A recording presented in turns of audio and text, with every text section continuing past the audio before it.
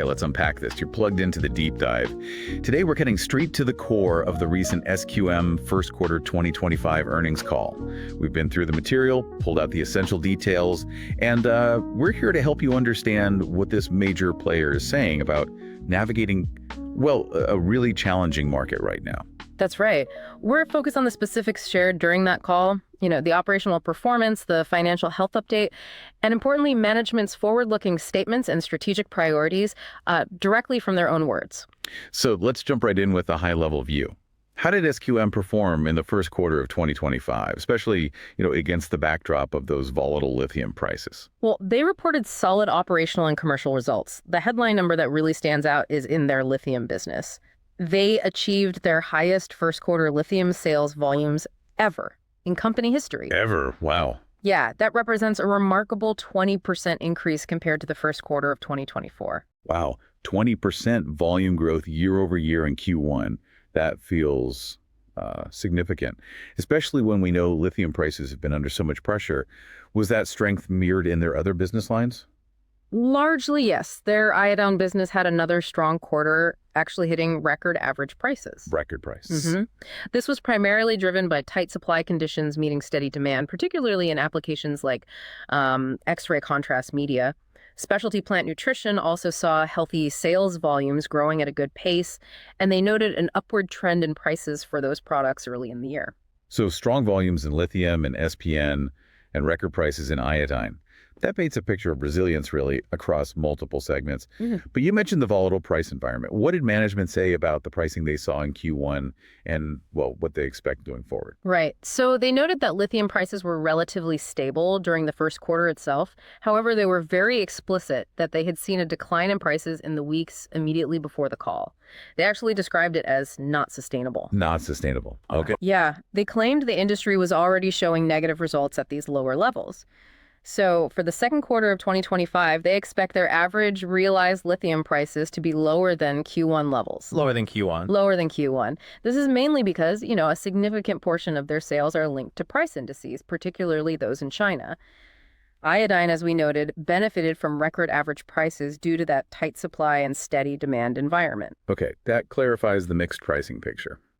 Despite this complex pricing environment, as they put it, what was management's overall sentiment? How are they feeling about the company's position?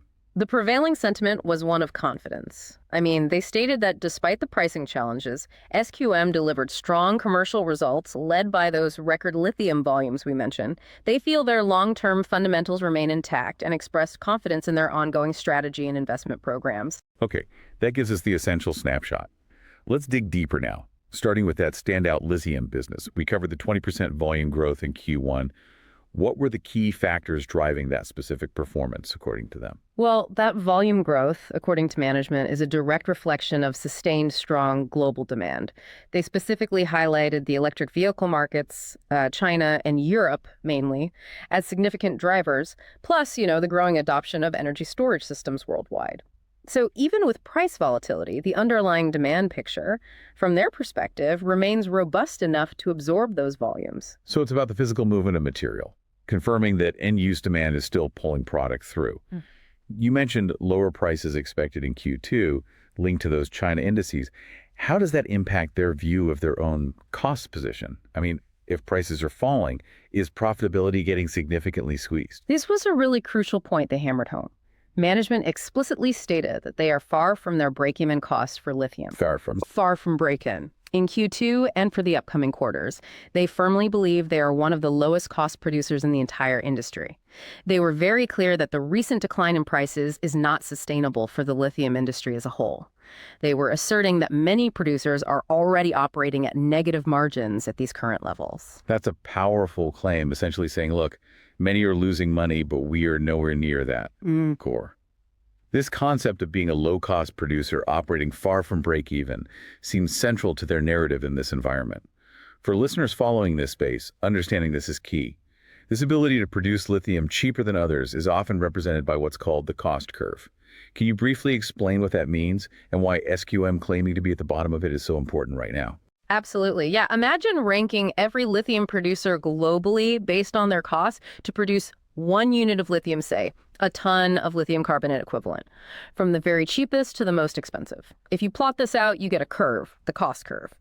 Producers way down at the low end, like SQM claims to be, they can withstand much, much lower market prices before they stop being profitable or even cover their basic operating costs. Right. Producers higher up the turf, though, they're the first to feel the pain when prices drop like this. It could lead to them cutting production, maybe even shutting down operations entirely. Okay. So SQM saying they're far from break even when others are apparently losing money means they have this significant buffer, a real strategic advantage during a downturn like this. They can keep producing profitably while higher cost supply struggles or potentially exits the market. That makes perfect sense. It really clarifies why their cost position is so critical right now. So given that outlook and that claimed cost advantage, what are their volume expectations for the rest of 2025? Well, they maintain their view that global lithium demand is still expected to grow strongly. They're forecasting around 17% growth globally in 2025. Still 17%. Still 17%. However, they have not updated their specific SQM sales volume forecast for 2025. Previously, they guided for about 15% growth for themselves. They attributed this pause in updating their own guidance to the current market uncertainty, citing things like, geopolitical factors and trade tensions as complicating the picture. For Q2 specifically, they expect their sales volumes to be similar to or perhaps slightly lower than the first quarter's record volumes. So sticking to the overall market demand growth forecast, but holding off on firming up their own sales target due to uncertainty. That seems, cautious. Does this uncertainty or the lower price environment impact their major expansion plans at all? That's another key signal from the call. Apparently not. Their expansion plans in Chile are continuing to advance, according to schedule. They reported progress towards reaching their stated capacity targets. That's 240,000 metric tons per year of lithium carbonate and 100,000 metric tons per year of lithium hydroxide. They also mentioned the program to expand capacity to produce lithium sulfate in Chile, which they then convert in China. That's ongoing, and they view it as successful. And their big project over in Australia, Mon Holland. What's the latest there? Right, Mon Holland. Spodumene concentrate production is progressing well there. Spodumene is, a different type of lithium raw material compared to the brines they use in Chile. So SQM's ability to integrate this different feedstock is definitely part of their strategic expansion. Right, diversification. Exactly. And the commissioning of the Qwana refinery at Mon Holland, which converts that spodumene into lithium hydroxide, that's also moving forward. They expect to see the first product from the refinery in the coming months. Their guidance for SQM's share of Mon Holland spodumene production for 2025 is now 150,000 to 180,000 tons. That's actually a slight decrease, about 10,000 tons from previous guidance. Oh, why the decrease? They attributed this minor adjustment to specific kind of temporary factors, the impact of bushfires back in January, and some limited equipment availability. So not a strategic shift, just operational bumps. Okay, so expansion is basically full steam ahead with only minor localized delays at Mon Holland. You mentioned Mon Holland is a different type of operation, spodumene versus brine. Did they give any color on the costs there compared to their core Chilean operations? Are they also low cost there? Yes, they did touch on that. Yeah. They stated that Mon Holland is cash positive even at current prices, which, again, underscores their processing capabilities across different feedstocks. However, they did acknowledge it's facing higher costs during this ramp-up phase, which, is pretty typical for new large-scale projects. But despite these initial ramp-up costs, they are confident it will generate satisfactory long-term returns. They expect it to have an attractive cost structure once it's fully operational, especially with that integrated hydroxide production on site. And they're also working on broader cost reduction initiatives back in Chile, focused on increasing capacity utilization, improving quality, enhancing yield. They expect nominal lithium costs to actually decline this year and in the coming years. That paints a pretty detailed picture of their lithium strategy and operations. Before we zoom out, let's quickly touch on those other segments that performed well. Iodine, specialty plant nutrition, and potassium. How are these contributing to the overall picture, especially now with lithium facing headwinds? Yeah, these segments are really crucial because they provide diversified revenue streams and strong cash flow. That's particularly valuable when the core lithium business is, facing price pressure. As we discussed, Iodine had a strong quarter with those record prices, driven by tight supply, steady demand from specific industrial uses like medical imaging. And a key development there is the rapid progress they're making on their seawater pipeline construction. That's essential for their future iodine capacity expansion plans. Right, future growth locked in there, hopefully. And specialty plant nutrition, SPN. SPN also performed well. Healthy sales, volume growth, upward price trend, driven by strong demand for products like potassium chloride and some temporary supply disruptions in the wider fertilizer market. They noted favorable market conditions for SPN across Latin America, the U.S., and Europe, so broad strength. Okay.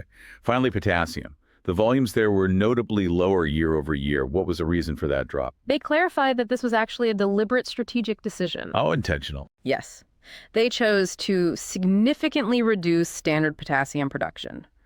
The rationale is basically to prioritize accessing and processing their high lithium content brines, which are their lowest cost source of lithium, remember, and to focus production and resources on the more value-added products within their specialty plant nutrition business line. So it's a trade-off. Less standard potassium to get more high-value lithium and XPM products from the same resource. Exactly. It's about optimizing the value extracted from their unique brine resources in the Atacama. That strategic focus makes sense in the context of maximizing value from their assets. Okay, moving to the bigger corporate picture and their capital plans. The joint venture with Codelco is obviously a huge upcoming event. What's the latest on its progress? Especially with, well, some public discussion around it. Management addressed this directly on the call. They stated the Codelco JV is advancing exactly according to the original plan they announced. No delays from their side. The consultation process with nearby communities, which is being managed by the Chilean state agency Corfo, that's nearing its completion. They've also submitted all the necessary documents to regulatory authorities in China for free competition review. Okay. And the transaction is still expected to be executed during the second half of 2025. And the noise. Right. Regarding what they described as a lot of noise around the JV, particularly in the media and public discourse in Chile. They characterized it as pretty typical of an election year there. They firmly reiterated their view that it is a great deal, their words, for the country, the region, the local communities, and for Codelco itself. They basically stated they don't see any fundamental reason for the debate and are just proceeding with the transaction as planned. They sound quite dismissive of the public commentary then, viewing it mainly through the lens of domestic politics. Interesting. What about their broader capital expenditure plans? Are they scaling back their investment pace at all, given the lower lithium prices? You'd think maybe they would? Well, they stated that they typically review their overall CapEx requirements once a year, and that review is actually scheduled for the upcoming months. So we'll get an update then. Oh, okay. As of the earnings call, they had no changes to report compared to what they shared a few months prior. Their CapEx focus remains firmly on the strategic priorities we've already discussed. The lithium expansions in Chile, carbonate, hydroxide, and that sulfate capacity.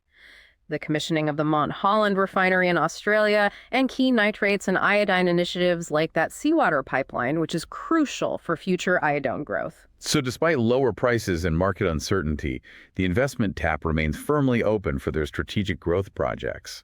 How are they funding all of this? Is their balance sheet strong enough to support these plans, even with potentially lower cash flow from lithium in the short term? They were very clear and, frankly, very confident on this point. They stated the company has strong cash generation capabilities coming from multiple business lines, remember, not just lithium, but also iodine and SPN, and they maintain a very strong balance sheet.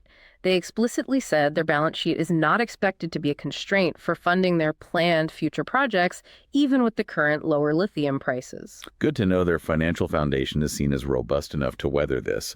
Finally, on the corporate stuff, any changes to their dividend policy? No changes were announced to the fundamental policy itself. The approved policy remains to distribute 30% of their 2025 net income. This will be subject to approval by shareholders at their ordinary meeting next April, as usual.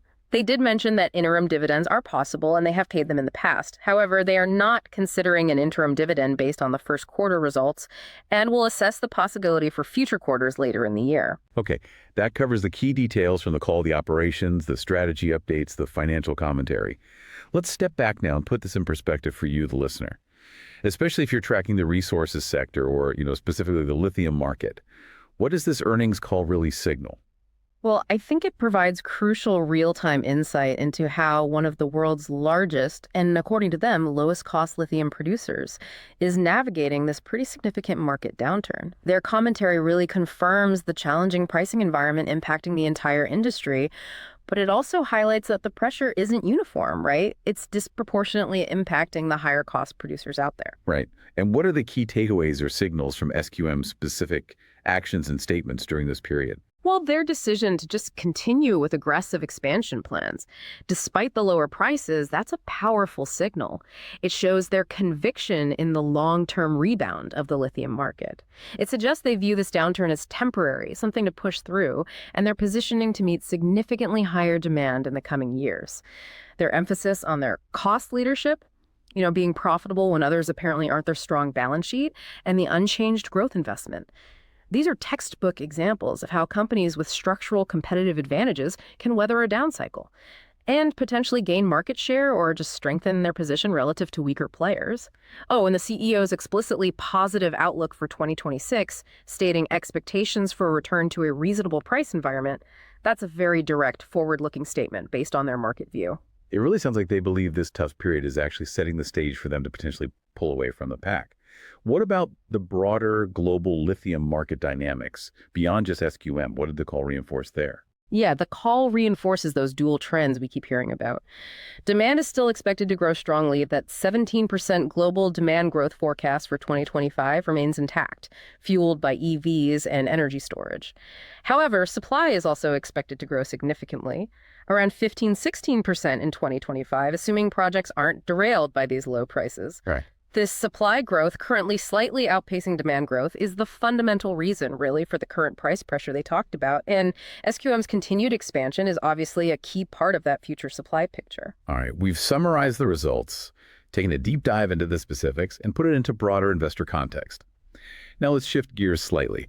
It's time for our This Is Not Financial Advice segment. Yes. Time to consider an idea that leans into the dynamics we've just explored. Maybe something a bit out there. Exactly. Based on SQM's repeated assertion that they are the lowest cost producer, their claim that current lithium prices are simply unsustainable for a large part of the industry, and their continued profitability and investment. Here's an outrageous but plausible trade idea. What we might call a cost curve pain trade. A cost curve pain trade? Right. A strategy betting on that structural advantage really playing out during this downturn. Precisely. The idea would be to potentially go long SQM, meaning betting on their stock price rising over time, benefiting from their resilience and positioning for a rebound, while simultaneously potentially taking short positions in a carefully selected portfolio of identified high-cost lithium producers. Okay, so long the leader, short the laggards on the cost curve. Exactly. These high-cost producers would need to be identified through your own independent research, of course. SQM didn't name names on the call. Naturally. And the logic behind this, the pain part. The bet is that these sustained low prices will inflict significant pain higher up that cost curve we talked about.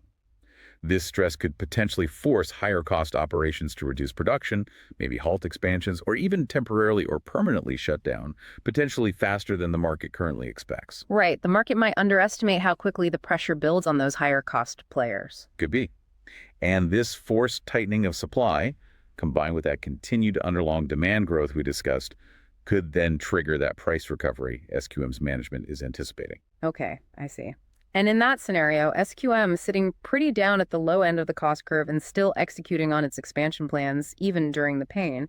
They'd be uniquely positioned to not only survive, but thrive, potentially capture market share, see their profitability recover significantly faster than those higher cost competitors who got sidelined.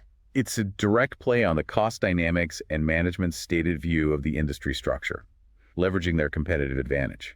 It's certainly a bold concept, betting that the market will eventually have to realign with the harsh realities of the production cost curve. It is. And remember, everyone, this is purely a conceptual illustration based on the earnings call data. It is absolutely not a recommendation to trade. Indeed. This information is for informational purposes only, definitely not investment advice. Trading securities involves significant risk. Please do your own research. So to wrap up this deep dive into SQM's Q1 2025 call, despite navigating a tough lithium price environment, which they expect to continue into Q2, SQM delivered solid operational results, hitting those record Q1 lithium sales volumes. The company strongly emphasized its claimed position as one of the lowest cost producers, a key advantage allowing them to remain profitable while much of the industry is apparently struggling. Mm-hmm. And crucially, their significant growth plans and investments, both in Chile and Australia, are continuing unchanged. Management maintains a confident and positive long-term outlook for the lithium market, expecting prices to eventually recover as demand growth continues. They really appear to be betting that their cost position and continued expansion will allow them to emerge from this downturn in an even stronger competitive position. That certainly seems to be the strategy, yeah. Absolutely.